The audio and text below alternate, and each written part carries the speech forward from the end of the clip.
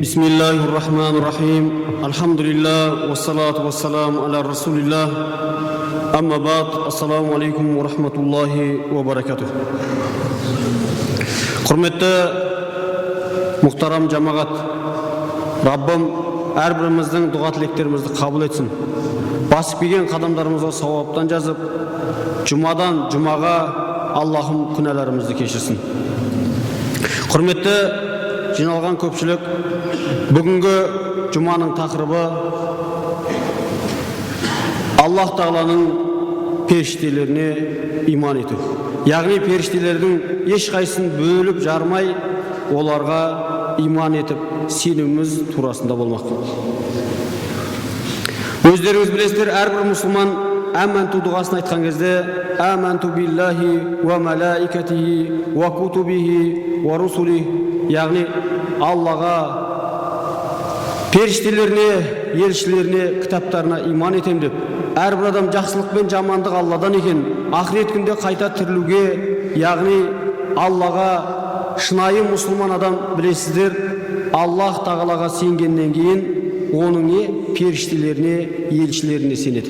Және де елшілердің де арасын бөліп жармай, сол сияқты періштелердің де арасын бөліп жармай, бәріне иман етеді. Періштелерге сену иман шарттарының басты рукіндерінің бірі. Олардың бар екеніне иман келтіру парыз. Ал мойындамаған адам діннен шығады. Аллах Тағала аятта не дейді? Бақара сүресінде: Аузу биллахи минаш шайтанир ражим. Бисмиллахир-рахманир-рахим. Аманар расулу бима унзила илайхи мир раббихи вал муъминун. Куллун амана биллахи ва малаикатихи ва кутубихи ва русулихи. Садақаллаху лазим.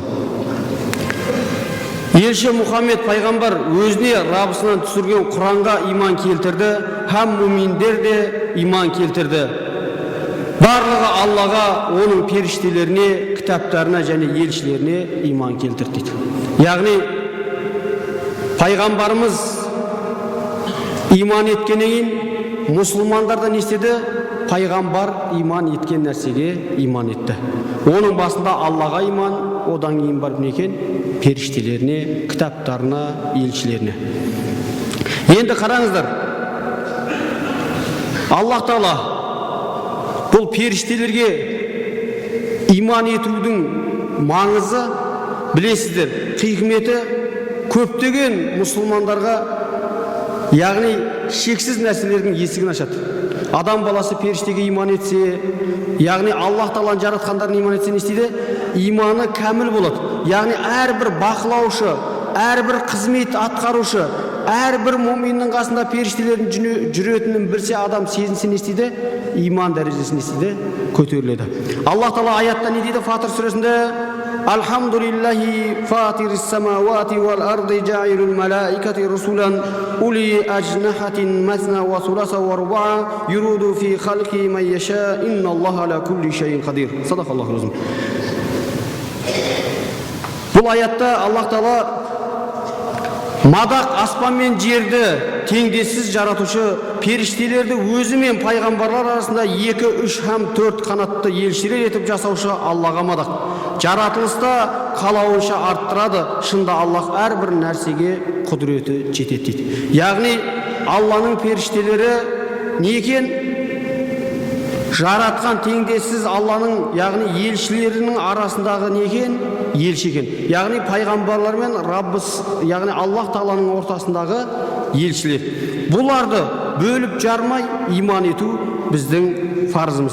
Пайғамбарымыз саллаллаху алейхи ва саллям, білесіздер, яһудилерге барып исламды насихаттағанда, бір Аллаға шақырғанда, олар көптеген сұрақтар қойды. Соның біреуі періштелерге қатысты болды. Ол кезде не деп сұрады? Саған уахиді кім жеткізеді деді.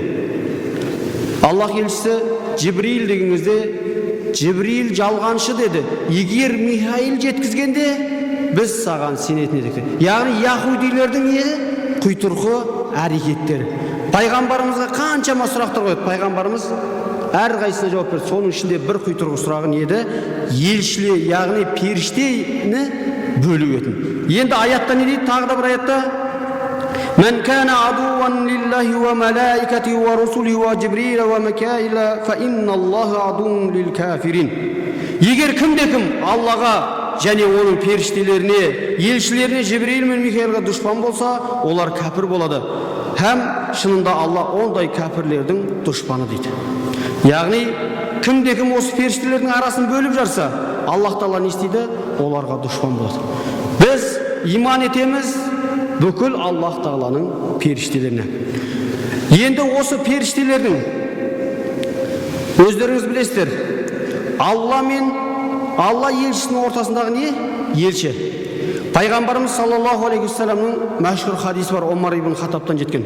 Сол кезде Жибрил періште адам кейпінде келіп, ахбирни анил ислам, ахбирни анил иман деп, яғни исламнан, иманнан хабар бер деп сұрақ қойған кезде, Аллах елшісінен иман туралы сұраған кезде не деді? Иман дегеніміз Аллаға, оның періштелеріне, кітаптарына, елшілеріне, ақырет күніне және тағдырға жақсылық пен жамандық Алладан екеніне сену деді. Не деді? Бірінші Аллаға сену, одан кейін бары періштелер. Яғни иманның рукуны не екен? Періштелер. Енді періштелердің жаратылысына тоқталатын болсақ, періштелер нұрдан жаратылған. Және жынысқа бөлінбейді.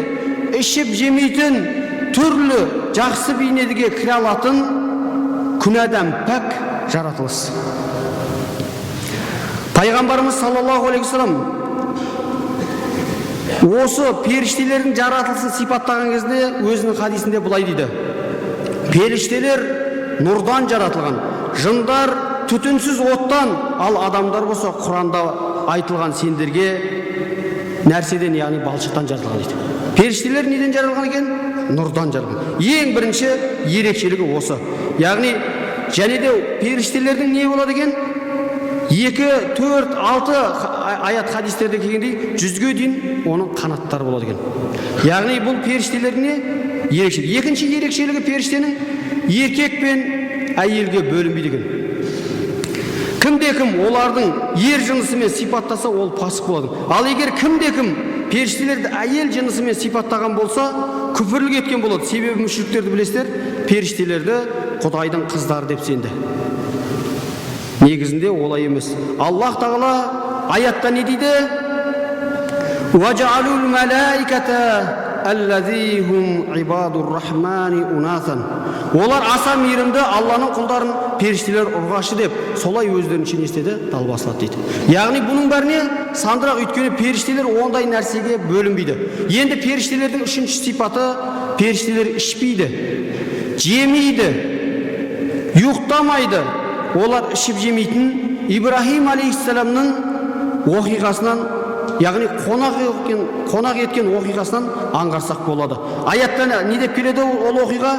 Саған, уа пайғамбар, Ибрахим мәртебелі меймандары періштелер жайлы әңгіме жетті ме дейді Аллах Тағала аятта. Сонда періштелер оған Ибрахимге кіретті, бейбітшілік ассалам дейді. Ибрахим де бейбітшілік, бейтаныс кісілер дейді. Сол кезде және Ибрахим қонақтарына білдірмей, семіз бұзаудың күйдірілген етін әкеліп қойған кезде, олар не істейді? Қонақтар тағамға қолдарын созбайды.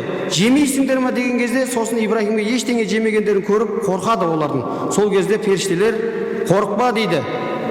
Қорықпа деп айтады да, оны білгір баламен, перзентмен сүйіншілеп кетеді. Яғни періштелер ішіп жеу дегеннен аулақ болады. Ибрахим алейхиссаламды сондай бір перзентпен сүйіншілеуге келген кезде, қонақ етіп күткен кезде тамаққа қолын созбайды. Қорыққан кезде айтады, біздің келген уәзифеміз осы дейді. Енді олар әртүрлі жақсы пішінде не істейді?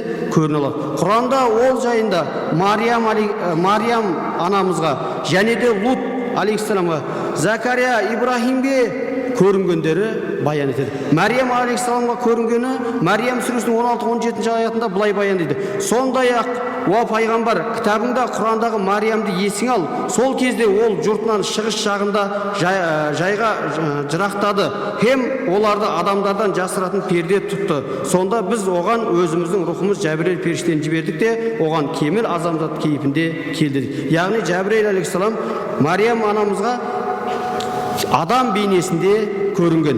Бағанағы жоғарыда айтып отырған Жибрил хадисінде иманнан, исламнан хабар бер деген кезде не істеді?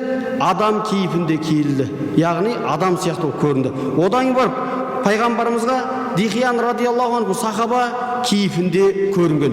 Біздің пайғамбарымыздан бөлек алдыңғы қауымдардың да әрбірінің басынан өткен қиссаларда әртүрлі жағдайда көрінген. Өздеріңіз білесіз, үш адамның қиссасында да адам кейпінде келеді. Яғни бір соқырға, бір былай айтқанда алапес адамға, сонымен барып бір кедей адамға келген кезде не істейді? Адам кейпінде келеді. Яғни періштелер бұл көрінеді. Ал пайғамбарымызға періште өз кәдімгі деңгейінде өз кейпінде екі-ақ рет көрінген. Біріншісі уахи әкелген кезде, екіншісі михражға көтерілген кезде. Уахи әкелген кезінде өз кейпінде. Аятта не дейді бұл турасында? Және Мұхаммед оны Жибрилді ашық көкжиекте көрді. Екінші аятта һәм пайғамбар оны Жибрилді келесі түскенде михражда көрді дейді. Яғни Сиратул Мунтахадан кейін қасында 7-ші аспанда дейді. Яғни Сиратул Мунтаханың қасында Жибрилді өз кейпінде не істеген? Көрген. Одан кейін барып періштелердің бір сипаты бұл күнәдан пак. Періштелер күнә атаулыдан, тәкаппарлықтан, ренжіс тәрізді пенделік қылықтары болмайды. Бар міндеті не періштелердің? Аллаға құлшылық етіп, оның әмірін мүлтіксіз орындайды. Білесіздер, пайғамбарымыз михражға көтерілген кезде әр сатыда не істеді? Періштелерді көрді. Сол кезде бір періштелердің сабы рукук жасап атты, бір періштелер сәждеде, бір періштелер қиямда тұрды. Сол сияқты періштелердің кейбіреуінің міндеттері бар. Яғни Аллаға құлшылық қылудан басқа әрбіріне жүктеп қойған міндеттері бар. Аятта не дейді? Олар Алланың бұйырған нәрселеріне қарсы шықпайды және бұйырғаннан соң қалтықсыз орындайды. Тағы бір аятта не дейді? Оның жанындағылар періште ұлы жаратушы ғибадат жасаудан панданбайды және шаршамайды. Олар жалығып шаршамастан күндіз түні Алланы не істейді? Пәктейді дейді. Періштелер жерде және аспанда болады. Көбінде мекені аспан дейді. Ал аспандағы періштелерді Алланың әмірімен не істейді? Жерге түседі.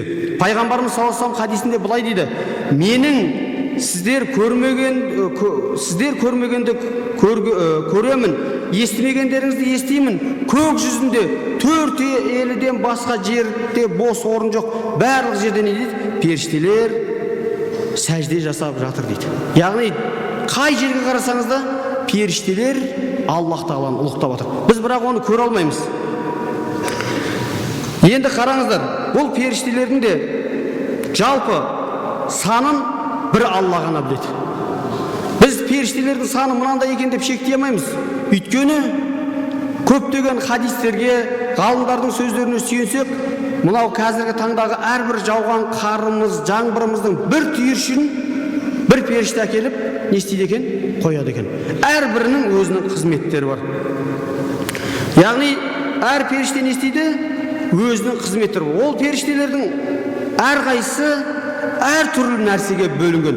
Енді қараңыздар, періштелердің әрқайсысы Алланың жүктелген арнайы міндеттері мен қызметтері бар. Ең бірінші тоқталатынымыз періште, білесіздер, Жәбірейіл алейхиссалам.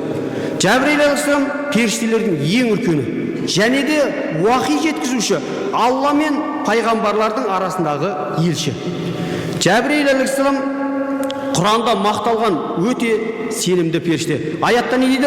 Уа пайғамбар, Жәбірейілге дұшпан болған кім деп айт. Шынында ол Жәбірейіл періште, оны Құранда сенің жүрегіңе онан бұрынғы кітаптарды растап бекіту үшін мен муминдерге тура жол басшы әрі сүйінші түрінде Алланың рұқсатымен түсірген ғой. Егер кім-де-кім Аллаға, оның елшісіне, періштелеріне, Жәбірейіл Микаилге дұшпан болса, ол Аллаға дұшпан дейді. Ең үлкен періште кім екен? Жәбірейіл. Екіншісі Микаил періште. Бұл Микаил періштенің де өзінің қызметі бар. Оның қызметі табиғат құбылыстары, яғни жаңбырдың жауы, қардың жауы, табиғатта егіннің өсіп өнуі, барлық нәрсені не істейді? Реттеп отырады. Пайғамбарымыз хадисінде менің жер бетінде көк жүзінде екі уәзірім бар дейді. Жердегі Хазірет Әбу Бәкір мен Омар дейді, көктегі Жәбірейіл мен Микаил дейді. Яғни Микаил періштенің міндеті ол табиғатты реттеу. Одан кейін барып Исрафил періште. Білесіздер, Исрафил сырнай үрлеуші. Қиямет орын алудың алдында адамдар өлімнен соң қайта тірілуіне жауапты періште. Ақыр заман болғанда Исрафил сүрді бірінші үрлеген кезде аспан мен жердегі бүкіл тіршілік атауын естиді. Қиямет қайым басталуымен тіршілік тоқтайды, яғни өледі. Ол жөнінде Аллах Тағала не деді? Ол сұр кернейін бірінші рет үрлеп көктегілер мен жердегілер тек Алланың қалағандарын басқа үрейленіп күйде еске ал. Сосын екінші үрлегенде бәрі де не дейді? Аллаға бойсынып келеді. Яғни бірінші үрлеген кезде бәрі не алады? Екінші рет үрлеген кезде махшарда адамдардың бәрі тіріледі. Аятта Астаузбилля вануфа фиссури фаизахум минал адждаси иля раббихим янсилун. Және сүр үрленгенде сол заматта олар қабірлерінен шыға сала Раббыларына қарай ұмтырылады дейді. Яғни екінші рет үрленген кезде бірінші үрленгенде қырылған адамның бәрін естиді, қайтып тіріліп махшарға жиналады. Одан кейін барып төртінші періште жан алушы періште дейді, яғни Малакул маут дейді. Енді біздің қазақтар өз араларында айтып жүр, Әзірейіл періште. Негізінде Малакул маут дейді. Яғни өлім періштесі. Адам баласының, яғни жер бетіндегі тіршілік атаулының жанын алушы. Кімде кімнің тіршілігінің соңы болған кезде осы Малакул маут періштесі жанын алады. Яғни күллу нафсин заиқатул маут дегендей, әрбір жан иесі өлімнің дәмін татады дейді. Осы періште әрбір адамның жанын алады. Одан кейін бар періштелердің тағы да атауы кирамин катибин. Аятта не дейді? Ва инна алейкум лахафизун кираман катибин. Ал расында үстеріңде сөзсіз бақылаушы бар, ардақты жазушылар бар дейді. Яғни адам баласының екі жағында екі періште отырады. Оң жағындағы періште жақсылығын жазса, сол жағындағы періште не істейді екен? Адамның жамандығын жазады. Қандай нәрсе болсын, қандай сөз сөйлесін, оны жазады. Адам қандай бір сөз айтпасын, қасында бәрін жазушы, әп-әзір бақылаушы жазарман періште бар дейді. Каф сүресінің 17-ші аятында. Яғни адам баласы ойламасын, басы бос жараттым деп. Мына өздеріңіз білесіздер, кейбір кезде басқа жерде тұрмын ғой, болмаса біреу естімей тұр ғой, біреу көрмей тұр ғой деп адам баласы бір нәрсені істеп қойып, болмаса бір нәрсені айтып қойып мүмкін. Сол мәзетте не? Жазушы періште бар. Енді ғалымдардың сөзіне қарағанда айтады, оң жақтағы періште адам баласы жақсылық жасаған мәзетте жазып қояды екен, сол жақтағы сәл күте тұр дейді екен. Өйткені бір жақсылық жасап қалар екен. Сондықтан ләжі болса адам баласы жеке қалса да, аузынан бір сөз айтса да абай болу керек. Екі иықта екі періште жазып тұр. Одан кейін барып адам баласын білесіздер, қорғайтын хафаза періштелер бар. Яғни әрбір адамның өзінің қорғаушы періштелері болады. Міне сол періштелерді не дейді? Хафаза періштесі деп айтады. Аятта әркімнің алды артын Аллахтың әмірі бойынша өкшелеп қорғаушы періштелер бар дейді. Енді кейбір деректер бойынша 384 дейді, кейбір деректер бойынша 360 періште бар дейді. Бұлардың мақсаты адам баласын қорғап жүру. Хадисте айтылғандай 360 періште әрбір муминде, әсіресе мынау қарттар мен сәбилердің қорғаушы періштелер көп болады. Біздің қазақтар бір нәрсе болса, сәби ғой, періштесі қақты, қорғады деп атады. Негізінде Алланың әмірімен әрбірінде қорғаушы болады. Енді олардың басты міндеттеріне тоқталатын болсақ, ең бірінші адамдарға тура жолды нұсқайтын, мумин пенделер үшін дұға ететін. Мынау енді пайғамбарымыздың хадисінде білесіздер, бір мумин басқа бір муминге дұға тілеп атса, бір періште саған да болсын деп тұрады дейді. Дұрыс па?